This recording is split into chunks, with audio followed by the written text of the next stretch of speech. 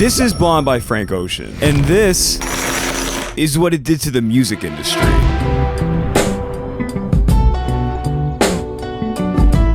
There's not a more fragile industry than music. One move and everything can be disrupted. In my whole life, I feel like it's existed in this we've never been so back, it's so over roller coaster ride. And currently, we're here. AI, mass layoffs, consolidation, nepotism, hits that come and go, and a lack of investment in new superstars to lead the next generation. Some say it's the quality of music or blame social media, but I think there's much more to it than that. And the deeper I look, the more this one moment replays in my mind. And not just because it's been on a constant loop since 2016, I promise I'm okay.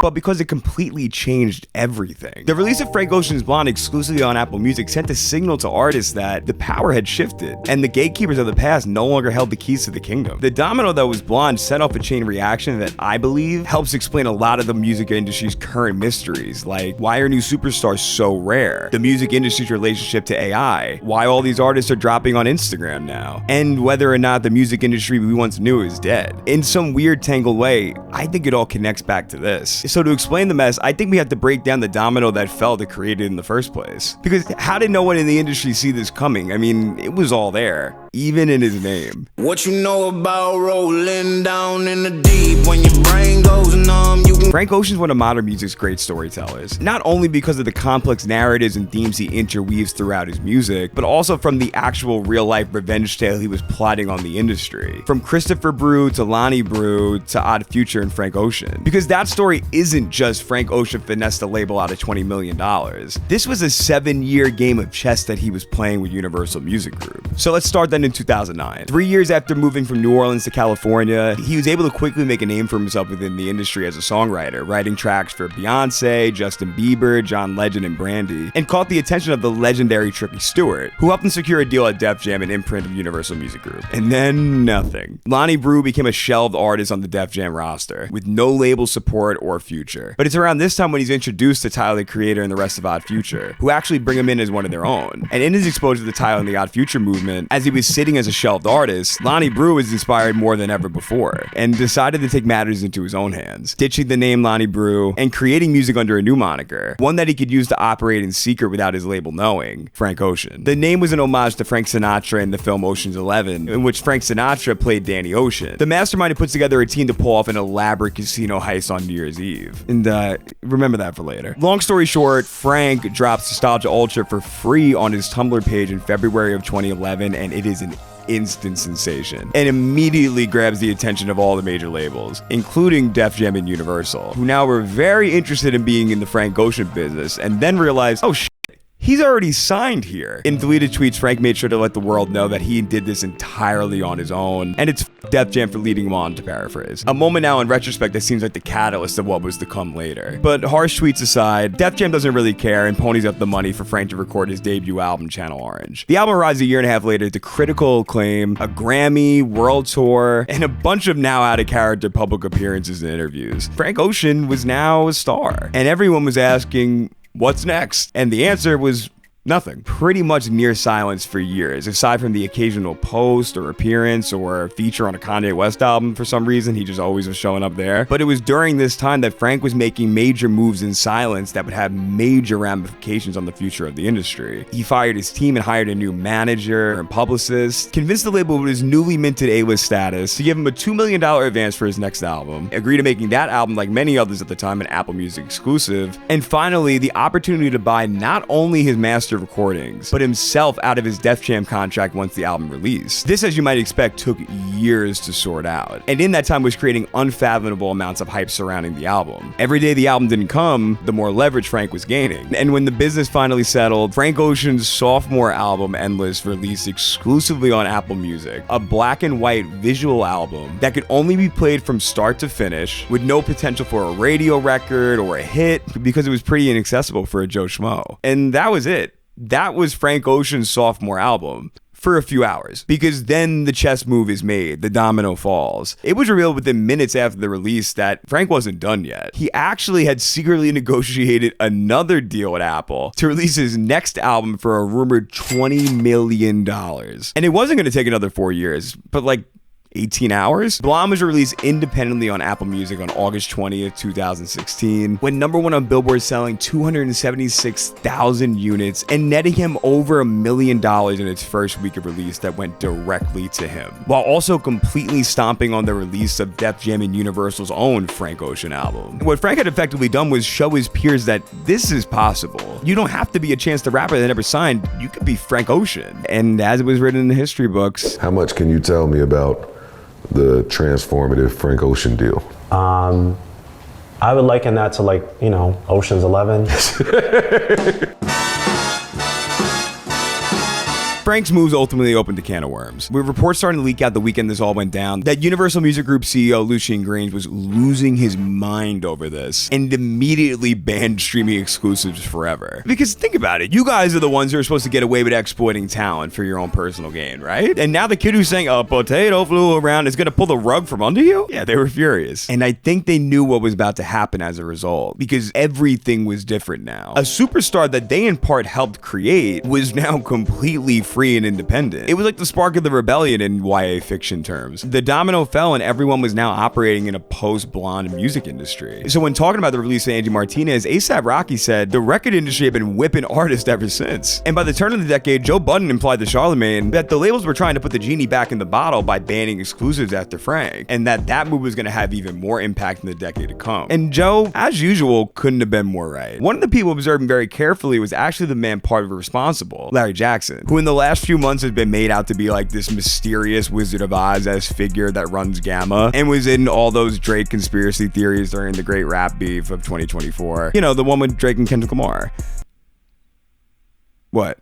You think I'm that much of a hack that anytime I bring up the rap beef, I'm gonna bring up...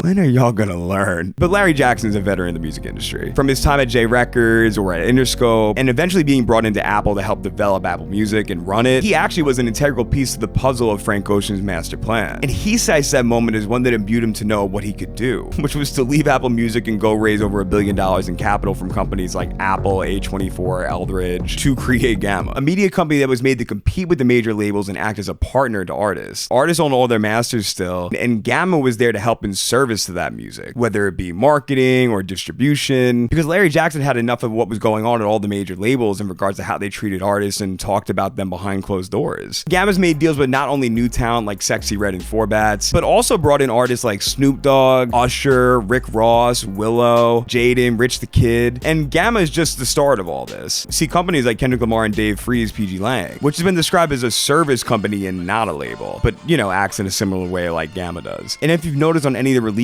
by Baby Keem or Kendrick Lamar since the launch of PG Lang, the music is being released under exclusive licensing deals with the major labels, like a Sony or Universal, and through their own LLC or PG Lang. It's little details like this that signify the massive switch in traditional music industry methods, as opposed to it being, you know, like an Interscope release or something. Because it used to be that you would go sign as a new talent to a major label, and then if you were established, you would re-sign or find another label to go to, because you needed that machine behind you. So to keep the train moving, you needed to sign away things like your masters, because what were you gonna do? But it just wasn't like that anymore, because everyone saw what was possible. And even if they're cracking down on the artists they have left ever since, some of them had even more leverage now than Frank Ocean did, i.e. Drake, who in the years that followed had the industry at the edge of their seats waiting for his next move, as he was reaching the end of his Universal Cash Money deal that propelled him into superstardom. And if you don't think Drake was taking notes from Frank, I mean, subtlety's never really been his forte, has it? So when it came time to make some big decisions, Drake opted to stay, but this time it would be much different. His new LeBron-sized deal was rumored to come in around $400 million, and not only included music, but visual projects, merch, touring, a glorified 360, some would say. But in reality, Universal Music Group was just bankrolling him now. And to top it all off, he owned whatever he was releasing, because he was also now in a licensing agreement with Universal like Kendrick, effectively working with Universal as a partner instead of their employee. And Taylor Swift, I mean, she was moving like a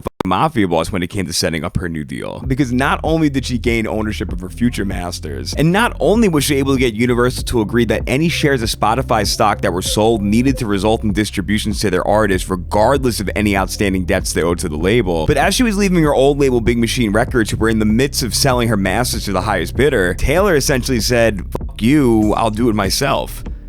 again. And her fans knew that the old versions were now illegitimate, thus driving down their value. The power dynamics were completely shifting, and the labels had to make deals in ways that they never had to before, because the artists are now offering you a piece of the pie, and you don't get to decide how big of a slice you want anymore. And I mean, it's a pretty good pie. Because in the streaming era, market share is everything. And when a streaming company values a 10-minute song of a faucet running the same way they value a Drake stream, having as many artists as you can, as well as the biggest artists still by your side, means everything. Because the streamers are paying the labels based on a market share model, which means if your artist accounted for 30% of the streams, you'll be paid 30% of that time period's revenue. And then you now as the label have to go divvy all that money out to everyone involved. So what do you do to retain market share post Frank Ocean? Become a bank for these people. Give them whatever the hell they want. And also maybe explore the idea of consolidation, which, you know, if you've been paying attention, this all seems a little funny, right? But this isn't even the half of it. Because the industry we once knew was now dead, and the dawn of a new one was upon us. And in order to never allow what had just happened to happen again in a different font, they found a way to dilute the art as much as they could.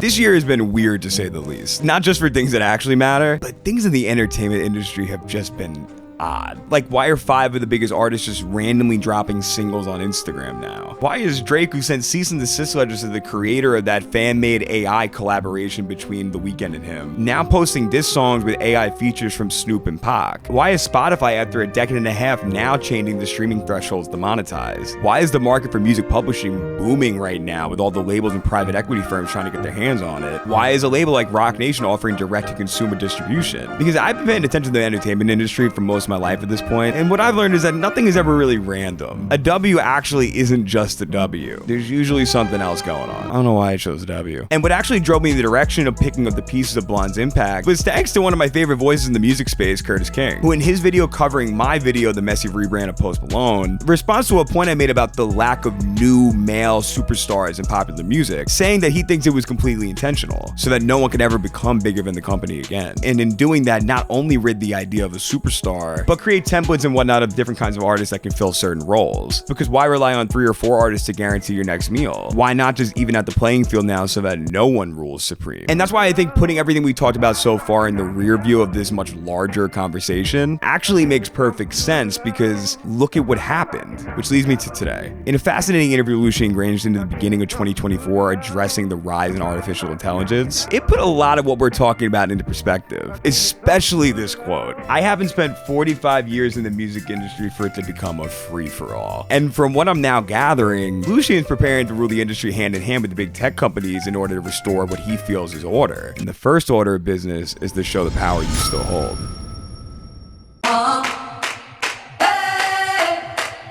In August of 2024, Universal Music Group and Meta renewed a continued partnership between the two companies. One meant to evolve creative and commercial opportunities across Meta platforms, which include Facebook, Instagram, Horizon, and WhatsApp. And Threads. With the ensuring of financial compensation for artists and songwriters, protections against unauthorized AI, and an expansion of monetization opportunities for UMG, which immediately stood out to me as, oh, this is why they're all dropping on Instagram. And this assumption of mine has now been reported by industry insiders like Demiza, as well as famous investor Ian Dunlap, who, while guesting on the Joe Budden podcast, revealed that he's heard that Mark Zuckerberg and Meta are looking to dominate the music industry, and that there's a war to do so between Zuck, Tim Cook of Apple, and Daniel Ek of Spotify.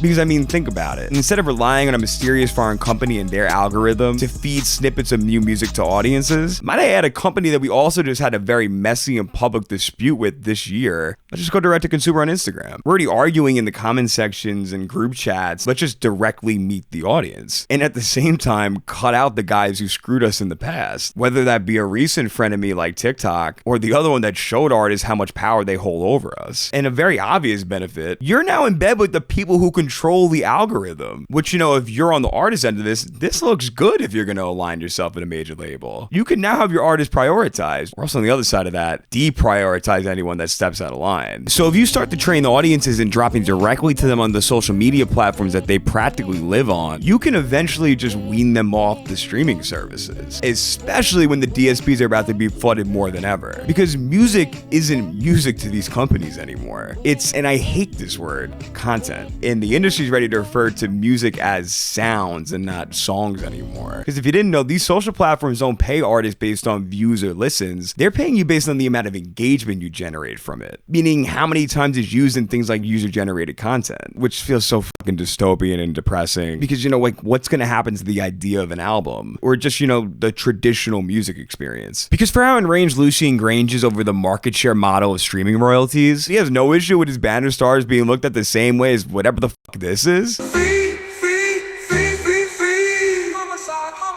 To put it as simply as someone in the music industry did for me, what Instagram did to photography is what AI is about to do to the music industry. It's becoming completely democratized, and anyone will be able to make a professional sounding song with or without a DAW, skill, or even talent. It's all about to become even more user-friendly and available than ever before. And we're going to be swimming in an unfathomable amount of music. And while there's a lot to be argued about whether or not this breaks down barriers for people who have these grand ideas but don't have the means to execute, the suits are doing whatever they can with whatever power they have left to create a business model with this where they're still going to come out on top and not only embrace the tech, but figure out a way to still act as gatekeepers in an age of content oversupply, as Lucien frames it. Spotify CEO Daniel Ek recently announced that they'd be putting in place a 1,000 play within 12-month threshold in order for monetization to go into effect, as well as extra measures to crack down on streaming farms and bots. Because when the labels and Spotify do it, allegedly, whatever, but when some Joe Schmo makes an AI band and you have to pay out millions of dollars of royalties to him off fake streams, rules need to be put in place. Universal and the AI company Sound Labs have entered a strategic partnership with each other, allowing artists to access voice cloning models, which makes you start to think about a certain Universal music group cash cow that publicly put AI in the spotlight this year. And Alphabet, the company behind YouTube and Google, have been hard at work with the labels in the development and stewarding of Google DeepMind's Lyria, a generative AI music model that serves as the basis of the new YouTube feature Dream Track, which will allow users to generate AI songs to soundtrack their long or short form content, and even the ability to take your favorite artist's vocals and create songs with them. And before you say, oh well, no one's ever going to allow it to happen, what artist is going to be cool with that? YouTube hosted an incubator with all the labels and a bunch of artists, songwriters, and producers back in 2023, where they got to use the tech and see what it's all about, while also giving feedback and helping guide the ship on where it all goes next. Some of them were Charlie Puth, Papoose, Ryan Tedder of One Republic, the Frank Sinatra estate, John Legend, Demi Lovato, Alec Benjamin, Louis Bell, and this next one might send a few of you in the cardiac arrest because I know people go crazy when anybody just acknowledges AI, but Charlie XCX and Troye Sivan. AI is brat. But translation, the labels are trying to figure out how they're going to make money on AI and exploit whatever they have so they'll be able to be paid until the end of time, with or without superstars. And from what I've heard through the grapevine, this was the major point of contention when UMG was renegotiating their licensing deal with TikTok this year. It barely had anything to do with the legitimate fair compensation of artists. Out of here. So with the embracement of something like this and the talk of no superstars popping up like they used to, and real artist development becoming a rarity, this is the perfect moment to make no one stand out like they used to and just have clones that fill certain archetypes of what once was. That video I did on the music industry's nostalgia starts to play back in your head a little bit, doesn't it? And y'all who were in the comments yelling at me saying things like, samples have always been a thing, you're reaching, you're overreacted, shut up loser. Maybe you see what's happening now. It's almost like they've been conditioning you to crave the old for years, so that you can just pop in a prompt that generates Sexy Red's cover of Billy Joel's Uptown Girl, because they're gonna get paid for it. And if something's hot, we can just attach ourselves with a lucrative distribution deal and plaster you all over Instagram or WhatsApp or Facebook for all the grandparents out there. With a lot of insiders predicting that we're a year or so away from the major labels launching their own direct-to-consumer models like a United Masters or a DistroKid. I mean, Rock Nation's already there. The labels are gonna label one way or another. And for anyone who thinks Frank Ocean acted out of his own self-interest and didn't think about the consequences of his actions, you couldn't be more right, because that's what makes him the hero of this story and for all the artists out there. Frank Ocean showed the artists that the power was always in their hands. Frank Ocean showed that the business needed to be dismantled, and Frank Ocean got the labels to act like the wolves they always were, because sheep's clothing was so 2000. And no matter what happens next, the labels will do whatever they can to stab the artists in the back before they can beat them to it, because a message was received in 2016, and that's good music always wins. And I think a lot of people in the industry noticed that. And in retrospect, the formation of PG Lang and Gamma feel like informed reactions of what they saw was coming in the next few years. And that the real town out there eventually would need support and new homes. All while the legacy labels run into a new haunted house full of AI-generated monsters. And it's all because some guy in Brooklyn wanted to build them a staircase.